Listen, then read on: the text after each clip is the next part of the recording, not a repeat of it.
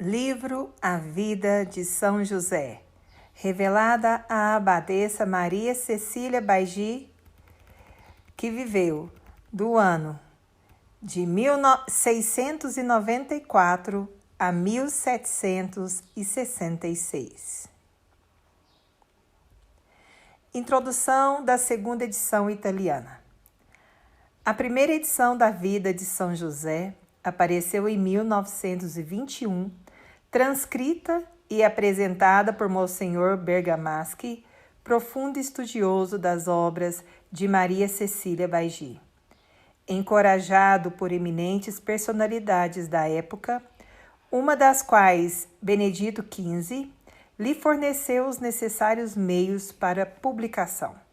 Em 1916, o Monsenhor Bergamaschi iniciou seu trabalho nos manuscritos respectivos, mantidos até o presente momento no arquivo do mosteiro onde Maria Cecília Baigi foi abadesa por cerca de 20 anos.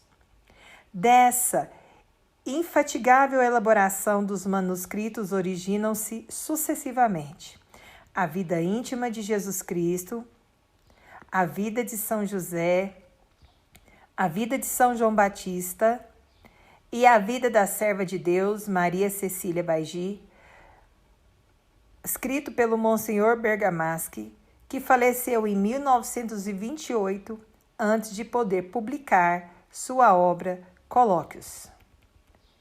Maria Cecília Baigi nasceu em Montefiascone, em 4 de janeiro de 1694.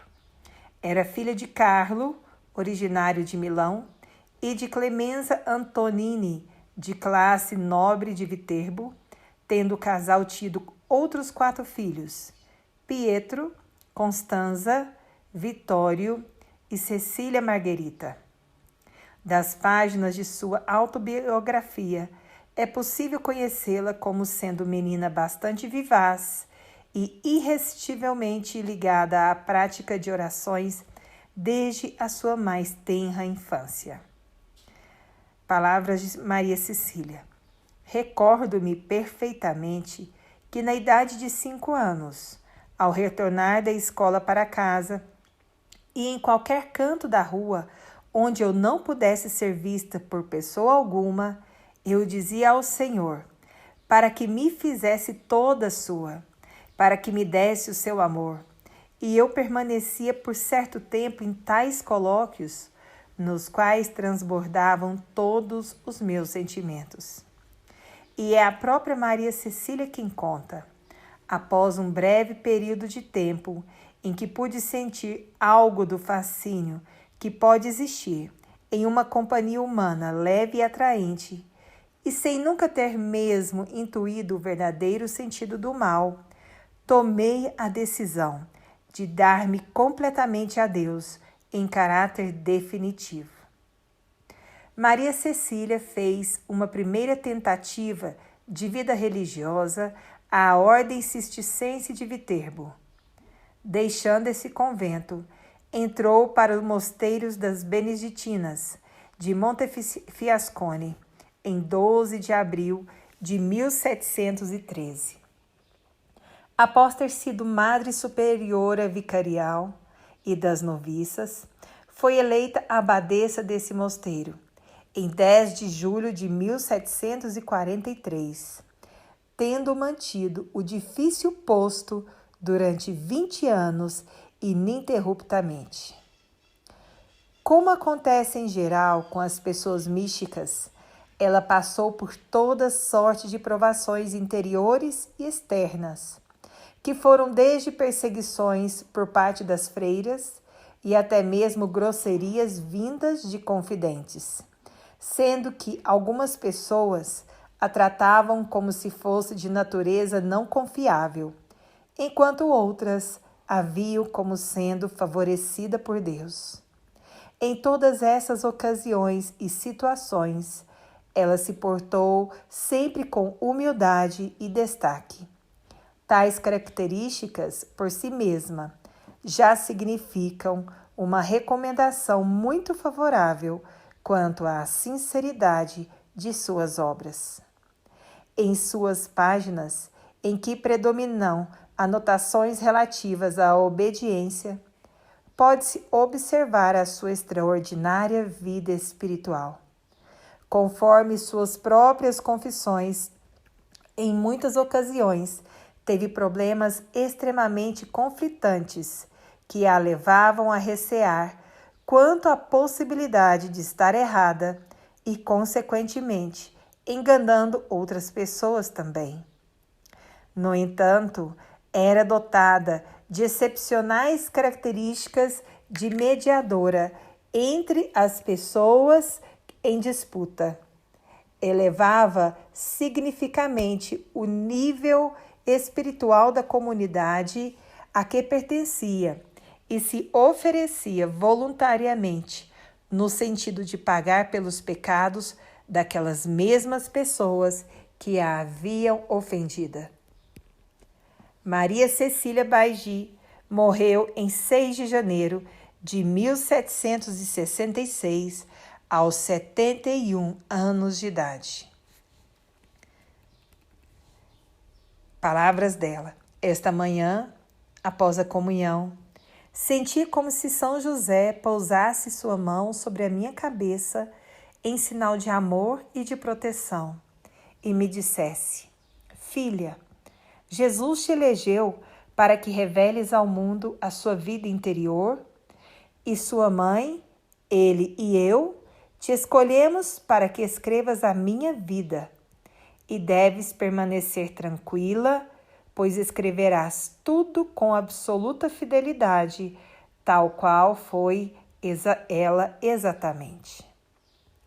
Pertences que somos ao século da tecnologia. Como podemos nos sentir frente a uma linguagem desse estilo? Confessemos que o primeiro sentimento que temos é o de desagrado e de dúvidas.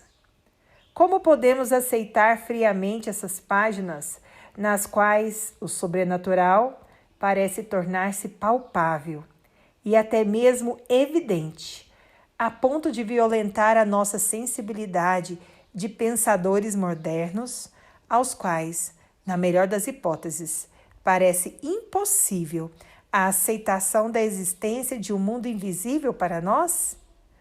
Antes de mais nada, será bom você ter em mente que a linguagem usada pelos místicos, e Maria Cecília inequivocadamente o foi, se não entendermos este fato, jamais estaremos em condições de avaliar suas revelações e os graus respectivos de credibilidade.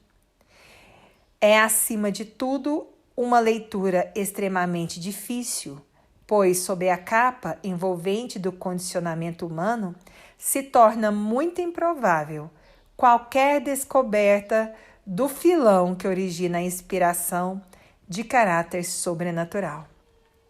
Essa visualização se torna ainda mais problemática por outro motivo importante, qual seja o de que os místicos, estes autênticos astronautas da espiritualidade, de fato transcendem nossas conceituações normais e habituais.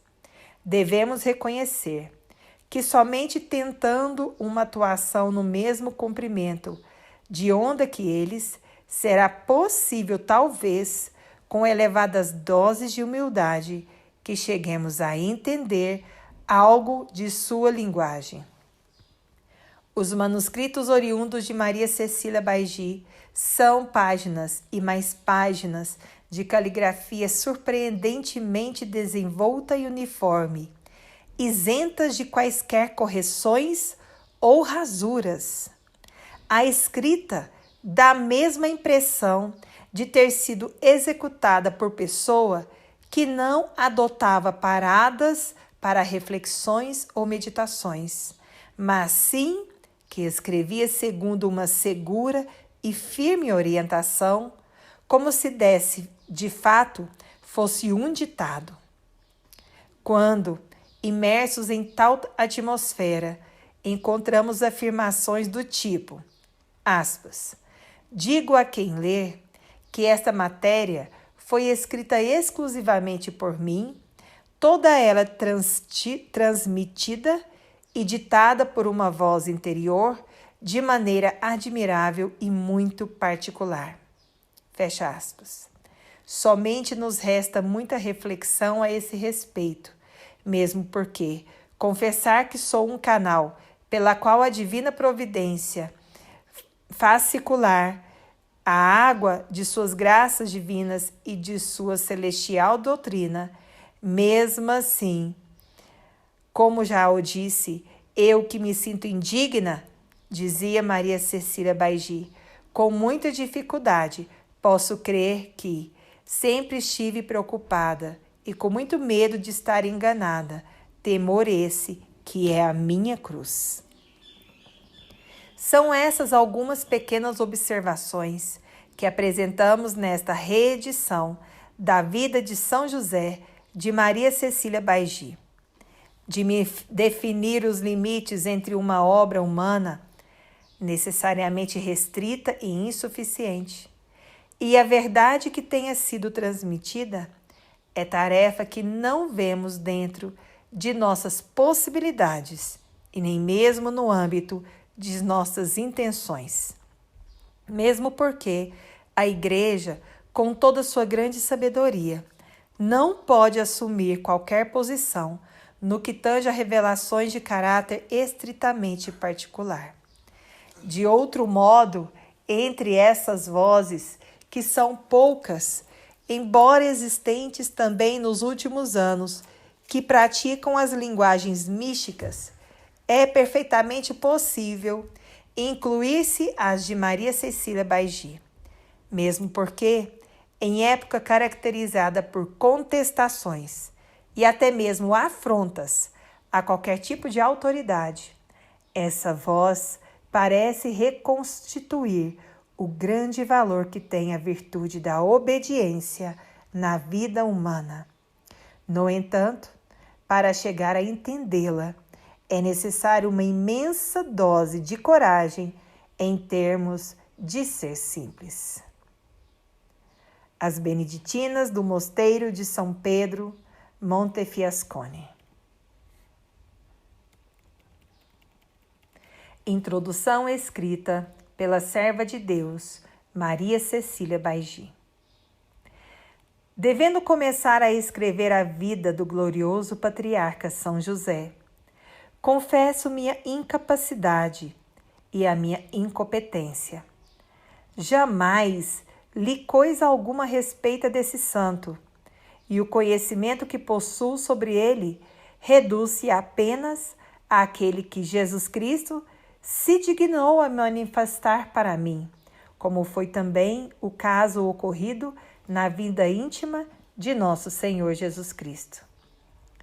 Tive certa relutância em escrever esta vida de São José, mas, animada pela graça divina e pelas promessas que me fez Jesus, meu divino esposo, em assistir-me de forma particular e também em razão da obediência a que me submeto, além das graças que me concedeu o Santo em restituir-me a saúde e libertar-me das fortes palpitações que tinha em meu coração, comecei a escrevê-la tal qual me foi transmitida por Jesus Cristo.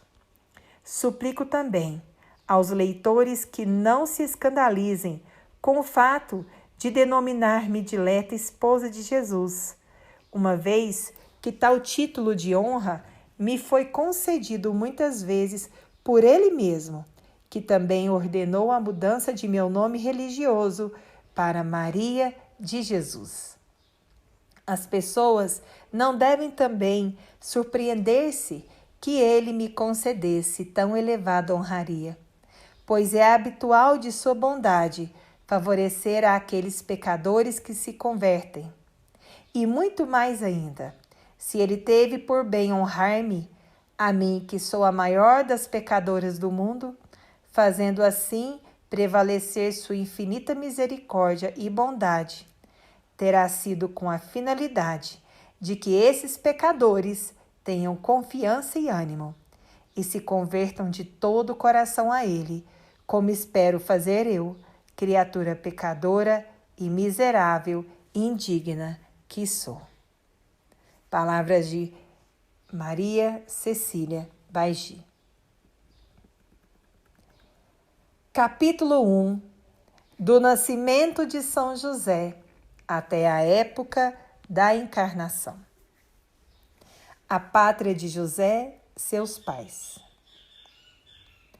Havendo Deus destinado o glorioso São José para esposo de Maria, mãe de seu unigênito, quis também que ele muito se assemelhasse a ela no que se refere à sua ascendência e pátria, e também relativamente às suas muitas virtudes, tendo o Altíssimo se empenhado no sentido de dar-lhe formação adequada para que se tornasse digno de ser esposo da Divina Mãe. Seu pai Jacó era natural de Nazaré e sua mãe Raquel nascera em Belém, ambos pertencentes à linhagem de Davi, sendo pessoas de vida extremamente pura e que muito se assemelhavam entre si no que era concernente às suas nobres características e também no que tange às suas elevadas virtudes. Deus quis também que o casal permanecesse estéril por determinado período de tempo, pois desejava que José fosse o fruto de muitas orações. Seus genitores eram dados a fazer grandes donativos aos pobres e também ao Templo de Jerusalém, para onde se dirigiam frequentemente para pedir a Deus que lhes concedesse a desejada descendência, no que ele não tardou em atendê-los. Estando um dia no templo, dedicados à oferta de donativos, Raquel se viu tomada de grande esperança em termos de que Deus a ouvisse e confortasse.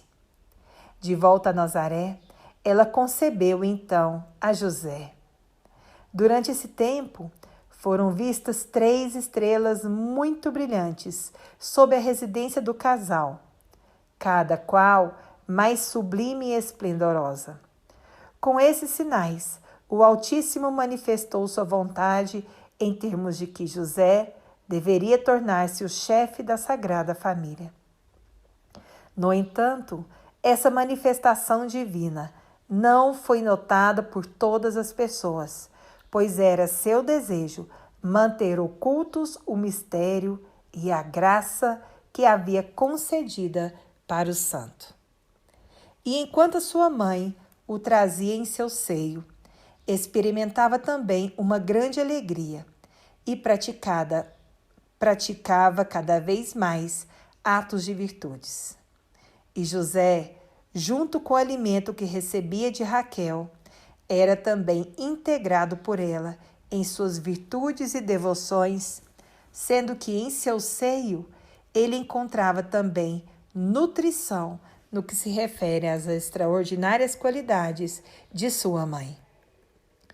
Muito cresceram a devoção, a alegria e as virtudes de seus pais quando lhes revelou seu íntimo e oculto segredo. Através de um anjo que surgiu para ambos em sonhos, manifestou sua decisão de que o filho que Raquel levava em seu ventre teria a felicidade de ver o prometido Messias e de conviver com ele. Portanto, ela deveria criá-lo com o máximo cuidado e dar-lhe o nome de José, que viria a ser muito grande no conceito do Senhor. Todavia, o anjo também lhes ordenou que mantivessem em segredo este fato do qual nem mesmo seu filho deveria tomar conhecimento. Deviam manter o segredo somente para eles mesmos, fato que iria servir para a alegria de seus espíritos e para uni-los ainda mais. Deviam também agradecer a Deus, criando muito bem aquela criança e doutrinando-a nas Escrituras Sagradas. Seus pais foram tomados de grande alegria, em razão de seu misterioso sonho, e conversaram sobre aquilo que lhes havia acontecido, procurando tornarem-se dignos da ocorrência e exercendo a prática das mais heróicas virtudes.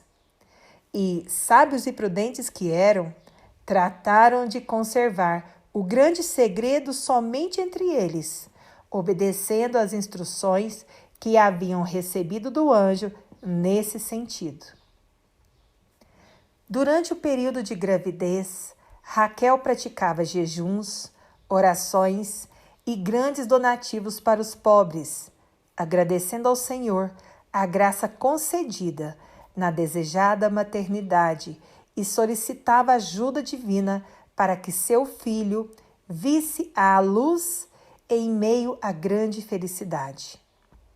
Foi muito feliz durante esse crítico período e não sofreu nenhuma das agruras características da situação.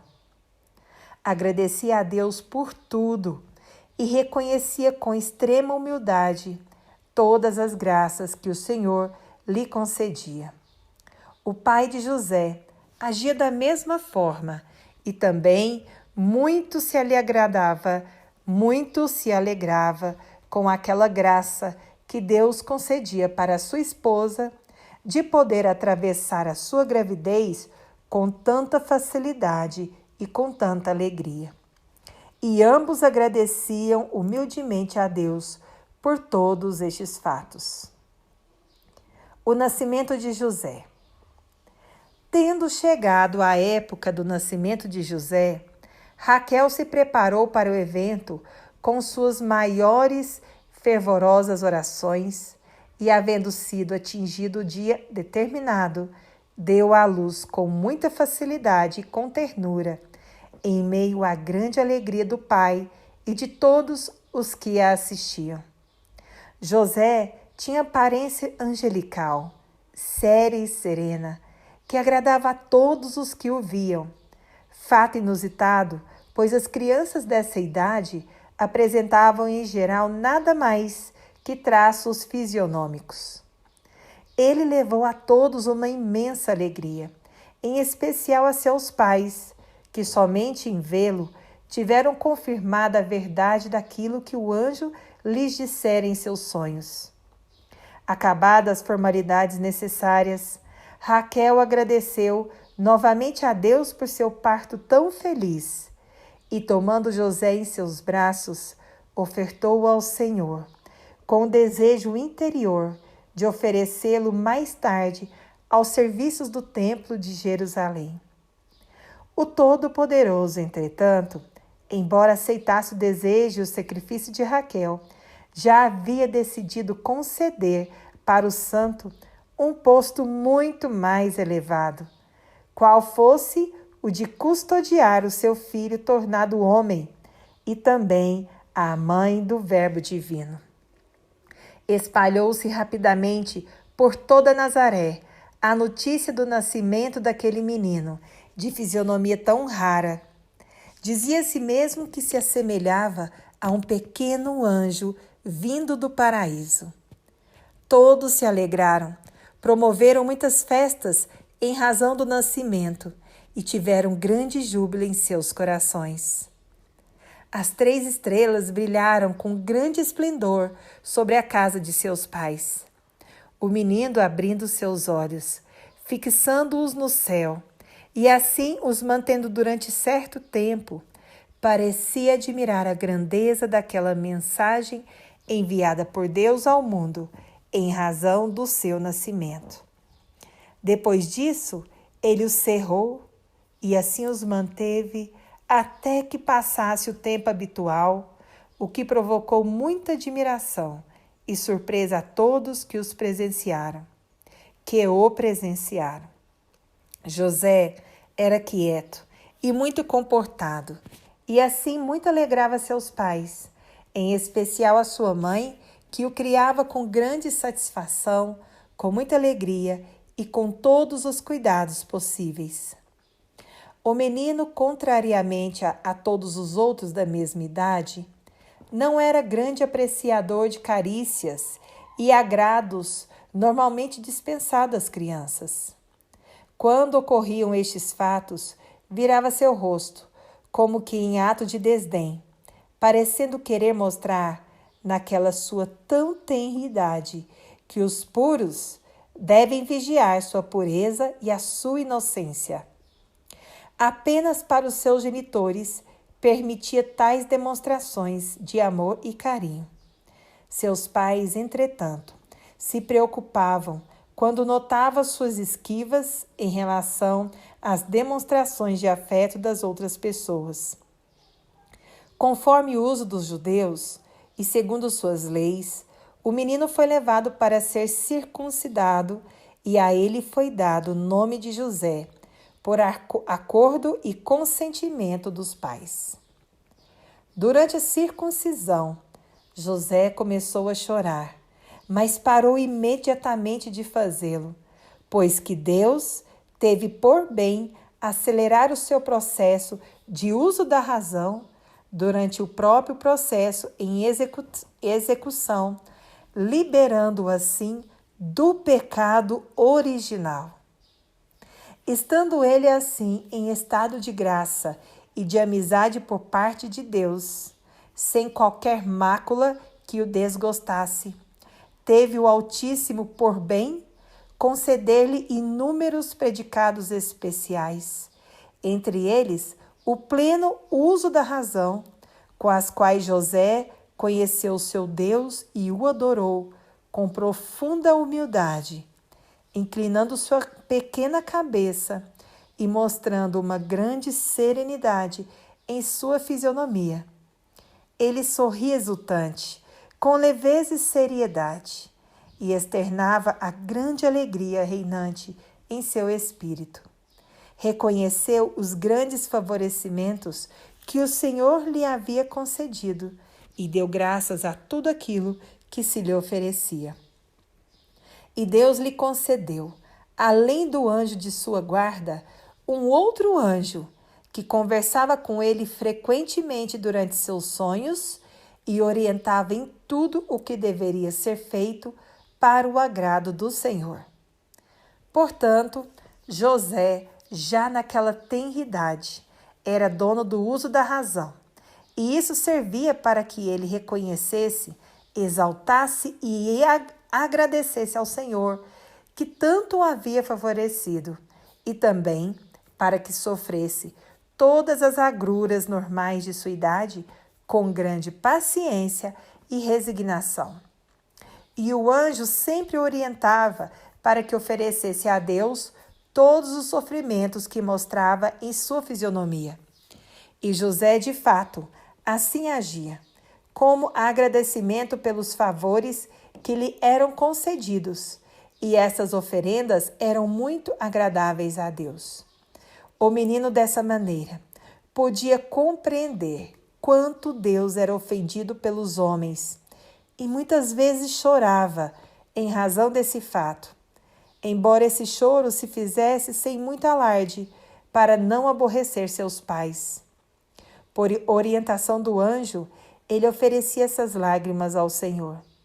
E quanto mais agia dessa forma, tanto maiores eram as luzes e as graças que recebia de Deus, e ele não se cansava de render seus agradecimentos. Quando Raquel o tomava em seus braços para alimentá-lo, ele mostrava seu rosto muito rosado e mantinha seus olhos fechados, como se demonstrando assim seu desprazer em ser descoberto e olhado.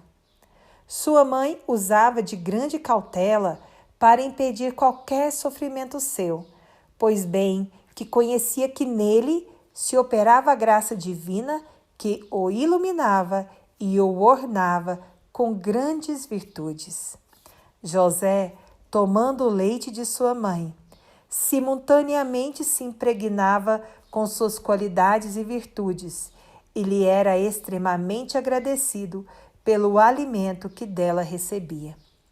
Nessas ocasiões, ele se mostrava alegre e jovial, pois compreendia ser ela extremamente bem dotada nesse sentido e entendia que ela, nesses atos, lhe transferia todas as características que possuía. José foi assim dotado de ótimo temperamento e de muitos predicados naturais, pois sobretudo daqueles de ordem sobrenatural. Ele crescia maravilhosamente, tanto física quanto espiritualmente. Era muito forte em seu corpo, em razão do excelente alimento que recebia de Raquel, que tinha ótima saúde. Em termos de sua alma, recebia contínuas dotações através da graça e condescendência divinas, sendo que Deus o estruturava à sua semelhança e bondade, para que ele se tornasse assim digno de ser o esposo da mãe do Verbo divino. José se mostrava profundamente reconhecido por todas essas graças que recebia continuamente do Senhor, mostrando tal reconhecimento através de muitos agradecimentos.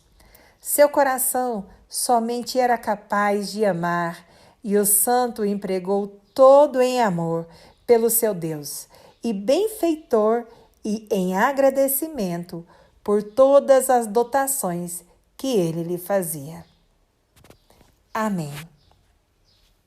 Canal Fé, Esperança e Caridade. Se inscreva, compartilhe, deixe seu like. Ajude-nos a evangelizar e a levarmos a vida de São José a todos os corações. Deus seja louvado. Valei-nos São José. Amém.